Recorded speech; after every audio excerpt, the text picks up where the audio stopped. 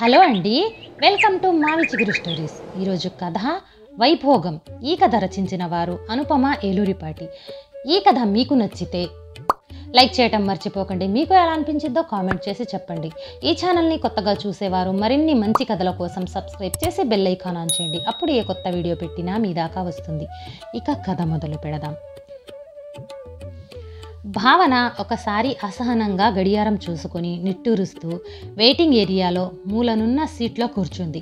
అసలే సంవత్సరాంతం అవటం వల్ల ఉద్యోగంలో ఒత్తిడి ఎక్కువగా ఉంటే ఇప్పుడు ఈ హాస్పిటల్లో ఇంతసేపు వెయిట్ చేయటం కష్టంగా ఉంది. దానికి తోడు రిసెప్షనిస్ట్ విసురుగా మాట్లాడటం అస్సలు నచ్చలేదు. నేనేం చేయను మేడం, మీకంటే ముందు వచ్చిన వాళ్ళు ఉన్నారు కదా, మిమ్మల్ని ముందు పంపలేను కదా అని అందరికీ వినపడేలాగా మాట్లాడి అక్కడే నుంచున్న తన్ని ఏ మాత్రం లెక్క చేయకుండా ఏదో టైప్ చేసుకోవటం మొదలెట్టింది ఆమె. ఎంత పెద్ద డాక్టర్ అయితే మాత్రం ఎన్నింటికి అపాయింట్మెంట్ ఇచ్చారో అన్నింటికి చూడాలి కదా, వచ్చే వాళ్ళకి ఏ పని లేదనుకుంటున్నారా అని వాట్సాప్లో భర్తకి మెసేజ్ పంపి తన అక్కసుని వెళ్ళగక్కి ఆఫీస్ నుంచి అర్జెంటుగా సమాధానం ఇవ్వాల్సిన ఈమెయిల్స్ ఏమైనా వచ్చాయేమో అని ఒకసారి ఫోన్లోనే చూసుకొని మరొకసారి మెసేజ్ నోటిఫికేషన్ కూడా ఏమీ లేవని నిర్ధారించుకొని ఫోన్ని బ్యాగ్లో పడేసి తలెత్తింది. వెయిటింగ్ ఏరియాలో ఒక 20 మంది ఉన్నారు. తనకంటే ముందు 6 వెయిటింగ్లో ఉన్నారని ఇందాకే రిసెప్షనిస్ట్ చెప్పింది. ఒకసారి ఆమె వైపు చూసింది భావన. కంప్యూటర్లో ఏదేదో టైప్ చేసుకుంటూ మధ్య మధ్యలో డాక్టర్ బెల్ కొడితే తలుపు సగం తెరిచి డాక్టర్ చెప్పే మాటకి తలాడించి మళ్ళీ తలుపు వేసి వచ్చి కూర్చుంటుంది ఆవిడ. అన్నేళ్లు ప్రాక్టీస్ చేసిన డాక్టర్లకు కూడా లేని పొగరు ఈ రిసెప్షనిస్టులకు ఉంటుందెందుకో అని మనసులో తిట్టుకుంటూ కొర ఆమె వైపు చూస్తూ ఉండగా ఆమె తన వైపు చూసింది. ఠక్కున ఏమీ ఎరగనట్టు మరోవైపుకు చూపు తిప్పింది భావన. అక్కడ వెయిట్ చేస్తున్న వాళ్ళు అందరూ పెద్దవాళ్లే. ఎవ్వరికీ 50కి తక్కువ ఉండదు వయసు. బాబాయ్ నిన్న ఫోన్ చేసి పిన్ని రిపోర్ట్లు పంపుతానని ఒకసారి డాక్టర్కి చూపించి సర్జరీ విషయంలో సెకండ్ ఒపీనియన్ తీసుకోమని అడిగితే ఆ రిపోర్టుల కాపీలు ప్రింటౌట్ తీసుకొని ఆఫీస్లో పర్మిషన్ అడిగి వచ్చింది ఇక్కడికి. ఈ డాక్టర్ పేరు పొందిన న్యూరాలజిస్ట్ అని బాబాయ్ చెప్పాడు. గోడల మీద నోటీస్ బోర్డులు, వాటిపై ఉన్న సమాచార కరపత్రాలు చూసింది. వాటిపై రకరకాల రుగ్మతలు, వ్యాధుల పేర్లు, వాటికి సంబంధించి అవగాహన పెంచే రాతలు, బొమ్మలు ఉన్నాయి.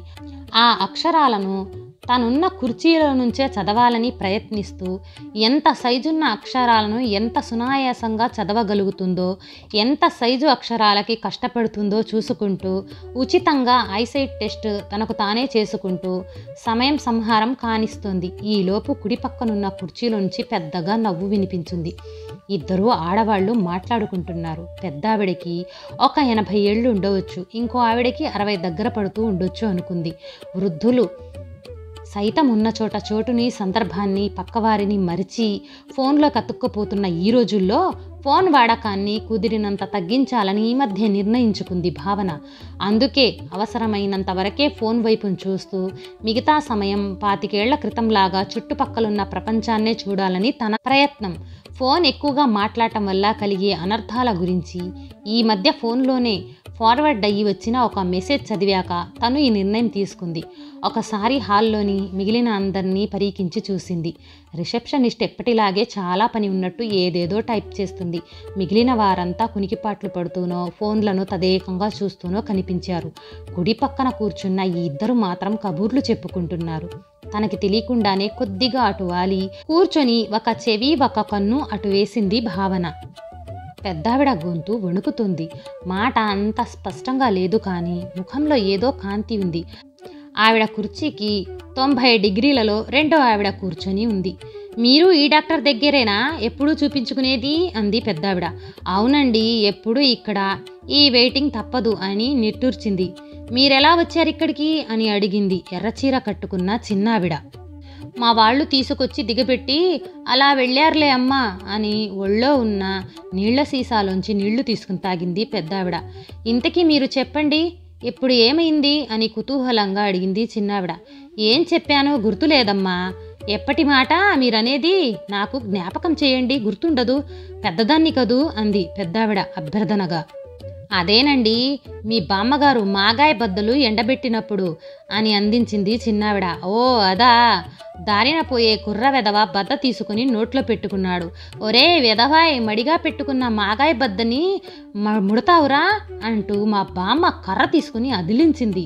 ఆ పళంగాను వాడు ఆ బద్దని నోట్లో నుంచి తీసి మాగాయ బద్దలు ఎండబెట్టిన నులక మంచం మీద విసిరేశాడు. ఇంకేముంది, మడిగా పెట్టుకున్న బద్దలన్నీ మంట కలిసిపోయానని మా బామ్మ ఒకటే లబో దిబో మంది అంటూ పకపకా నవ్వింది. ఎర్రచీరావిడ కూడా బాగా నవ్వింది. భావనకి కూడా నవ్వొచ్చినా వాళ్ళు తన వైపు చూశారని సర్దుకుంది. మిమ్మల్ని ఎప్పుడూ ఇక్కడ చూడలేదు, మొదటిసారి వచ్చారా అని భావన్ని అడిగింది ఎర్రచీరావిడ. అవునండి, మా పిన్ని విషయంలో సెకండ్ ఒపీనియన్ కోసం వచ్చామని క్లుప్తంగా చెప్పింది భావన. ఓహో, నేను ప్రతి నెల వస్తూ ఉంటాను అంది ఆవిడ. మరి మీరండి అని పెద్దావిని అడిగింది భావన. నేను వస్తానమ్మా, కానీ చాలా విషయాలు గుర్తుండవు. మా వాళ్ళు ఎప్పుడు తీసుకువస్తే అప్పుడే వస్తాను అని నవ్వింది పెద్దావిడ. మీది ఏ ఊరన్నారు అని పెద్దావిడ ఎర్రచీరావిడిని అడిగింది. రాజమండ్రి నుంచి వచ్చానండి, నరాలకి ఏదో ఇబ్బంది ఉంటేను చూపించుకుంటున్నాను అని జవాబిచ్చింది ఆవిడ. మాది రాజమండ్రేనమ్మా, చిన్నతనమంతా అక్కడే గడిచింది. కానీ ఆ బ్రిడ్జి కట్టకముందే తెనాలికి మారిపోయాము. పెళ్ళై కాపురానికి మద్రాసు వెళ్ళిపోయాను. తర్వాత అట్టే రాజమండ్రికి వెళ్ళే అవకాశమే రాలేదు అంది పెద్దావిడ. మాది రాజమండ్రి దగ్గర అమలాపురం అండి అంది ఎర్రచీరావిడ. అయితే ప్రభల తీర్థం జరిగేది మీ ఊళ్ళోనే కదూ. చిన్నప్పుడు మా తాత వేలు పెట్టుకుని తీర్థానికి వెళ్ళేవాళ్ళం, జీళ్ళు చెరుగ్గడలు తినేవాళ్ళం అంది పెద్దావిడ. అవునండి, చాలా బాగా జరుగుతాయని నవ్వింది ఎర్రచీరావిడ. మీరెక్కడ ఉంటారమ్మా అని భావనని అడిగింది పెద్దావిడ. మొదటి నుంచి హైదరాబాద్ అండి, ఎక్కడికి వెళ్ళలేదు ఇన్నేళ్లలో. చదువు, ఉద్యోగము, పెళ్ళి, పిల్లలు అన్నీ ఇక్కడే అని మళ్ళీ రెండో ప్రశ్నకి తావివ్వకుండా క్లుప్తంగా చెప్పేసింది భావన. ఎర్రచీరావిడ అందుకుంది. మా అమ్మాయికి నీ వయసేనమ్మా, దానికి 2 పిల్లలు అమెరికాలో ఉంటారు అని. పెద్దావిడ వైపుకి తిరిగి మీ పిల్లలు ఎక్కడ ఉంటారు అని అడిగింది. నాకు ఒక కూతురు ఒక కొడుకు, ఎక్కడో ఉంటారు, గుర్తులేదమ్మా. ఇది ఏ ఊరు అని కాసేపు ఆలోచిస్తూ అయోమయంగా ముఖం పెట్టింది పెద్దావిడ. ఇది హైదరాబాద్ బామ్మగారు అంది భావన. ఇక్కడే ఉంటారు మా అమ్మాయి, వాళ్ళు మీకు తెలుసో ఏమో అంది పెద్దావిడ నసుగుతున్నట్టు. భావనకి ఆశ్చర్యంగా అనిపించింది. చిన్నప్పటి కబుర్లు, మాగాయ బద్దలు, చెరుకు గడలతో సహా గుర్తుపెట్టుకున్న పెద్దావిడ ఇప్పుడు ఇంత అయోమయంగా అయిపోయింది ఏమిటా అనుకుంది. ఈ మాటలతో అస్సలు సంబంధం లేనట్టు ఎర్రచీరావిడ టక్కున టాపిక్ మార్చేసింది. మా మనవలు వచ్చే నెల అమెరికా నుంచి వస్తున్నారు. మా అమ్మాయికి మన పిండి వంటలు వండి పెట్టే తీరిక ఉండదు, అన్నీ దొరుకుతాయనుకోండి అమెరికాలో కూడాను. అయినా ఇంట్లో వండి పెడితే తృప్తి వేరు కదా అంది. పెద్దావిడ వెంటనే అవునమ్మా, మా పిల్లల చిన్నప్పుడు ఇంట్లో ఎప్పుడూ 2 రకాలు ఉండేలాగా వండుతూనే ఉండేదాన్ని. మా పిల్లలకి కజ్జికాయలు నచ్చేవి, పిల్లవాడికి జంతికలు నచ్చేవి. మా వారికి నూనె వాసన పడేది కాదు, అందుకని నూనె పిండి వంటలు చేయాలంటే పక్కింట్లో వండి వాళ్ళకి సగం ఇచ్చి నేను సగం తెచ్చుకునేదాన్ని అంది పెద్దావిడ.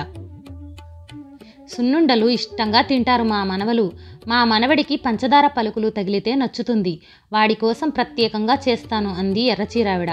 పలుకులు తగిలేలాగా కాస్త పంచదార వేసిన బెల్లం పాకంతో సున్నుండలు చేయండమ్మా, వంటికి బోళ్ళు బలం, ఎదిగే పిల్లలు కదూ అంది పెద్దావిడ. మిక్సీలో పంచదార ఆడించి కలిపేయటం అలవాటయ్యి పాకం చేయటమే మానేశాం ఈ మధ్య. మీరు చెప్పారుగా, అలాగే చేస్తానులేండి అంది ఎర్రచీరావిడ. మా అమ్మాయి కూడా సున్నుండలు ఇష్టంగా తినేది. 2 బుగ్గల్లో 2 సున్నుండలు కుక్కుకొని చప్పరిస్తూ వెళ్లేది బడికి అని మురిపంగా చెప్పింది పెద్దావిడ. వీళ్ల కబుర్లు వింటూ టైం ఇట్టే గడిచిపోతుంది. భావనకి పనిలో పనిగా కొన్ని వంటల చిట్కాలు, కొన్ని కథల కబుర్లు, మద్రాస్ విశేషాలు, మంగళహారతులు తెలిసాయి. ఆ కాసేపట్లోనే పిల్లల పెంపకంలో 50లోనూ 70లోనూ 90లోనూ ఉన్న తేడాలు కూడా తెలిసాయి. రిసెప్షనిస్ట్ని చూస్తూ పళ్ళు నూరటం కంటే చాలా మంచి కాలక్షేపం అయిందనుకుని ఈలోగా 4-5 పేషెంట్స్ లోపలికి వెళ్ళి వచ్చినట్టున్నారు.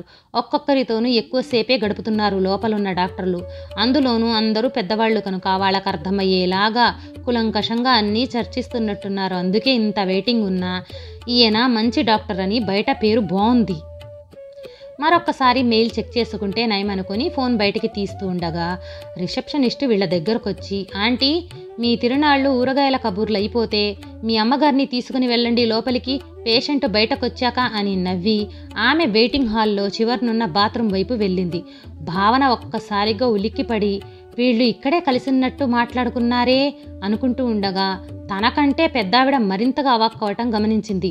పెద్దావిడ కళ్ళు పెద్దవి చేసి, నువ్వు నా కూతురివా అంది. ఎర్రచీరావిడ, అవునమ్మా, దా నెమ్మదిగా లే అంటూ ఆవిడ్ని రెక్క పుచ్చుకొని లేపి వీల్ చైర్లో కూర్చోబెట్టి, నా కూతురివటే నువ్వు అంటూ ఏదో ఆలోచించి అయోమయంలో నుంచి ఆనందంలోకి ముఖ కవిళకలు మార్చింది పెద్దావిడ.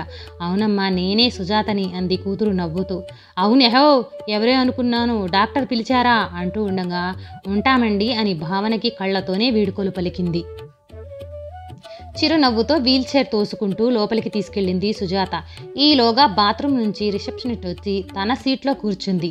భావన ఇక ఆగలేకపోయింది. విసుక్కున్నా పర్వాలేదని ఆవిడ దగ్గరికి వెళ్ళి, వాళ్ళు తల్లి కూతుళ్ళా, ఇప్పుడే కలుసుకున్నట్లు మాట్లాడుకున్నారే అంది. ఈసారి రిసెప్షనిస్ట్ ఏ స్వరంతో మాట్లాడుతుందో తాను పట్టించుకోలేదు. ఆఫీస్కు వెళ్ళాని అనే కంగారు తనలో లేదు.